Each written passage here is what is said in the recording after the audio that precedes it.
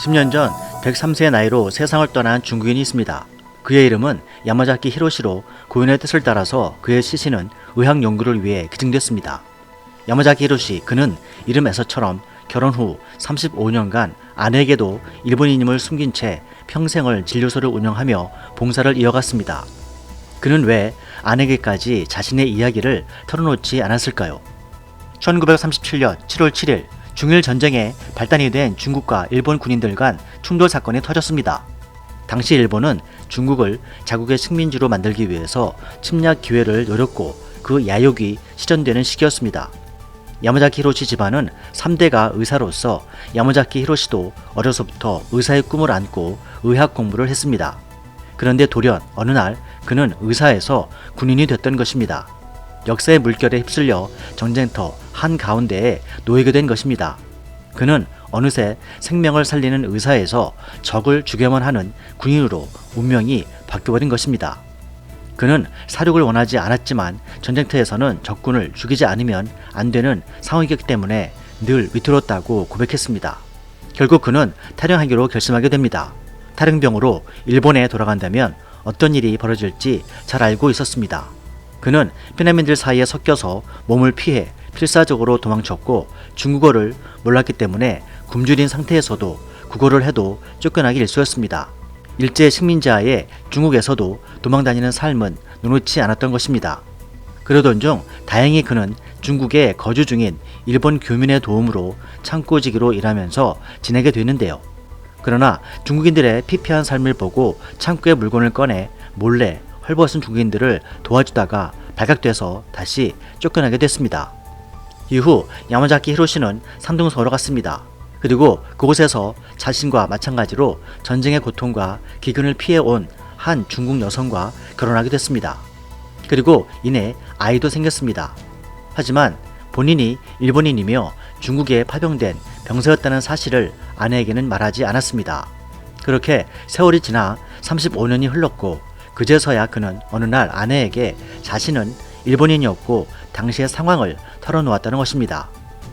젊은 날 그는 의술을 배우던 덕분에 작은 진료소를 차렸고 수십 년간 살았으며 이것은 그가 가졌던 원래의 목표와 꿈이었다고 말합니다. 그는 탈영 이후 사실상 많은 중국인들 덕분에 살 수 있었다고 말합니다. 그렇기 때문에 치료비를 낼 수 없는 이들을 위해서 진료했다는 것이죠.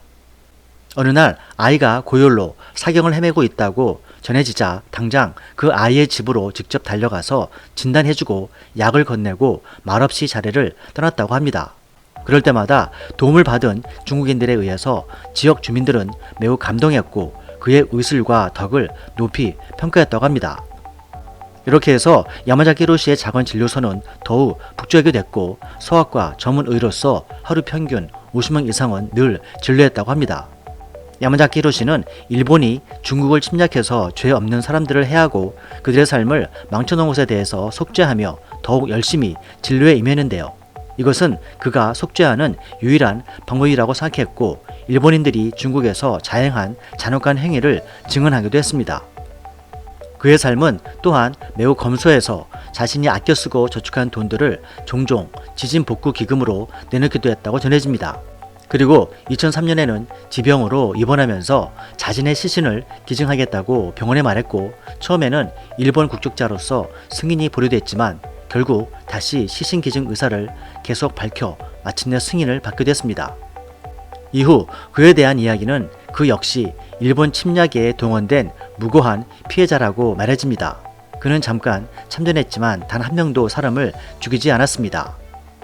다른 일본인 군인들은 자기에겐 죄가 없다고 생각할 수 있고 그 죄를 갚아야 할 의무가 없다고 생각할지도 모릅니다. 그러나 야마자키 히로시의 생각은 달랐습니다.